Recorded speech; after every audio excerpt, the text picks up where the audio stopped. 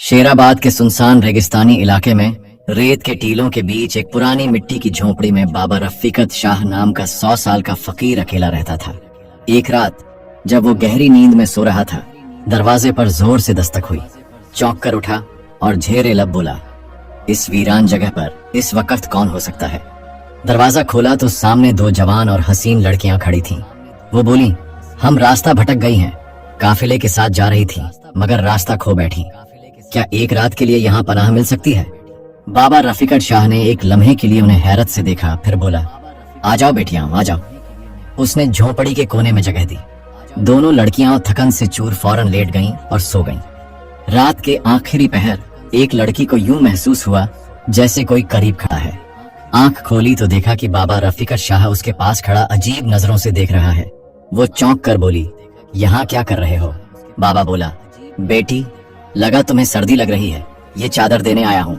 लड़की ने नाखुशी से चादर ली और दोबारा लेट गई। बाबा कुछ देर वहीं खड़ा ताकता रहा, फिर अपने बिस्तर पर वापस चला गया।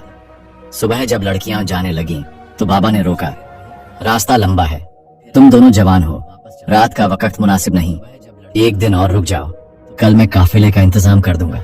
लड़कियों ने पहले इनकार किया मगर जब बाबा ने जिद की तो कुछ सोचकर मान गई। पूरा दिन बाबा उनसे नरमी और मुस्कान से बातें करता रहा मगर उसकी नजरें कुछ और ही कहानी सुना रही थीं। रात आई, सब सो गए। आखिरी पहर बाबा फिर उठा और एक लड़की के करीब जाकर उसके माथे पर हाथ फेरने लगा।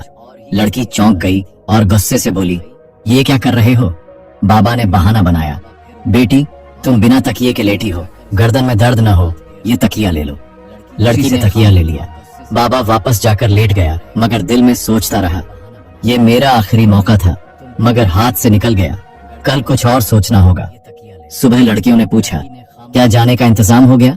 बाबा ने बहाना बनाया, अभी नहीं, कल एक काफिला गुजरेगा, उसके साथ जाना। लड़कियां मान गईं और एक रात और रुकने पर तैयार हो गईं। बाबा के चेहरे पर खुशी की हल्की सी झलक उभरी। रात की तारीकी बढ़ती गई। दोनों लड़कियां अपने बिस्तरों पर लेट गईं और नींद की कोशिश करने लगी मगर बाबा रफीकत शाह का दिल बेकरार था। वो लेटा तो जरूर मगर नजरें लगातार कोने में लेटी हुई लड़कियों पर टिकी थीं। चुपके से उठा और आहिस्ता आहिस्ता उनके करीब पहुंचा। पहले एक लड़की के बालों पर हाथ फेरने लगा लेकिन जैसे ही वो हल्की सी हिली तो डर गया कि कहीं जाग न जाए।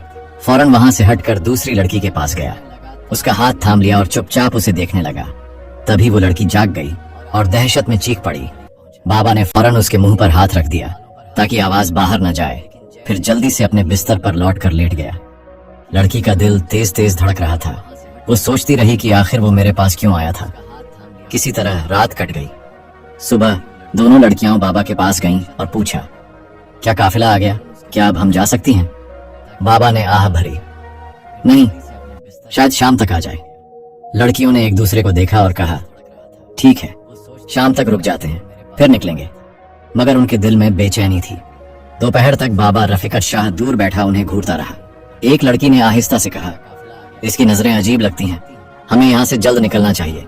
दूसरी ने कहा, हाँ, वो रात मेरे करीब आया था, मुझे भी अच्छा नहीं लगा। शाम से पहले ही बाबा फिर आ गया और नरमी से बोला, काफिला अब शायद सुबह आए, बेहतर है कि आज रात भी यहीं ठहर जाओ। लड़कियां तंग आ चुकी थीं। नहीं, हम अब नहीं रुक सकते, काफिला आए या ना आए, हम निकल रहे हैं। बाबा बोला, ये वीराना है, रात को दरिंदे भी घूमते हैं, तुम जवान लड़कियां हो, अगर कुछ हो गया तो। लड़कियां कुछ लम्हों के लिए सोच में पड़ गईं। फिर एक ने कहा, बस ये आखिरी रात है, कल हम हर हाल में निकलेंगे। बाबा ने मुस्कुराकर कहा, ठीक है, मगर उस मुस्कान में नरमी से ज्यादा नियत छुपी थी। रात हुई, लड़कियां लेट गईं मगर जाग रही थीं। उन्होंने तय कर लिया था कि सोना नहीं, बस आंखें मुंह कर लेटे रहना है। बाबा भी बिस्तर पर था मगर नजरें उन्हीं पर टिकी थीं। जब उसे लगा कि वो सो गई हैं